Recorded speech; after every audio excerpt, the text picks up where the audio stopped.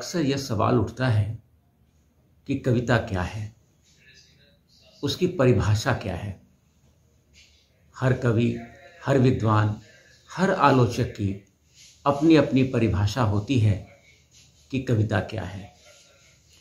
मेरे मन में भी बार बार यह सवाल उठता है कि वास्तव में मेरी नज़र में कविता क्या है। निजत्व की तलाश, मन की भावाभिव्यक्ति, मन की पीड़ा या उल्लास का संदेश, स्व से सर्व की ओर एक यात्रा या सर्व से स्व की ओर का आगमन। कभी कभी लगता है कि यह एक वैचारिक मंथन है और जब यह मंथन संघर्ष के क्षणों से गुजरता है तब मन छटपटाता है, अकुलाता है, कुलबुलाता है।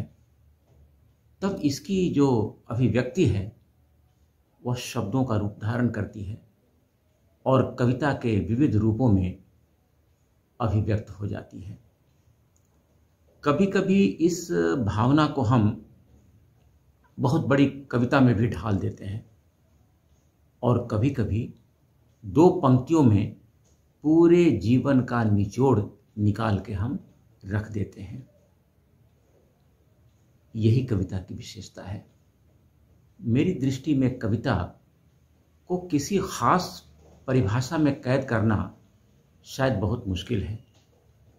फिर भी जो मन की अपनी संवेदनाएं हैं वह शब्दों का आकार लेती है, चाहे वो कविता में हो, निबंध में हो, कहानी में हो, उपन्यास में हो, यात्रा संस्मरण में हो। कई तरह की भावाभिव्यक्ति है अलग अलग विधाओं में, लेकिन मेरे लिए सबसे सहज जो भावाभिव्यक्ति है मन की संवेदना की, वह कविता है। शायद तभी हर विधाओं में लिखने के बावजूद मुझे लगता है कि कविता मेरे मन के सबसे ज़्यादा करीब है और मैं उसमें अपने निजत्व की तलाश करता हूँ, अपनी संवेदना को ढूंढता हूँ, अपने दुख दर्द को तलाश करता हूँ, अपने संघर्ष की स्थितियों को आंकता हूँ, उनका मूल्यांकन करता हूँ और एक नए सफ़र पे मैं निकल चलता हूँ। क्योंकि जीवन हारने का नाम नहीं है, लगातार चलने का, लगातार चलने का, आगे बढ़ने का।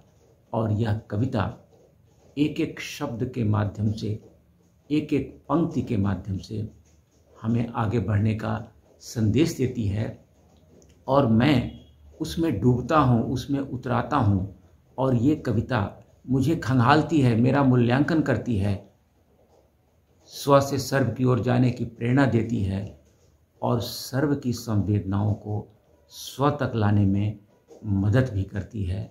इसलिए यह कविता मेरे लिए जीवन की सार्थकता का एक बहुत ही सफल, सार्थक न केवल अभिव्यक्ति का स्वरूप है बल्कि जीवन का एक बहुत बड़ा पक्ष है जिसे मैं अपनी अंतरात्मा के करीब, बहुत ही करीब महसूस करता हूँ।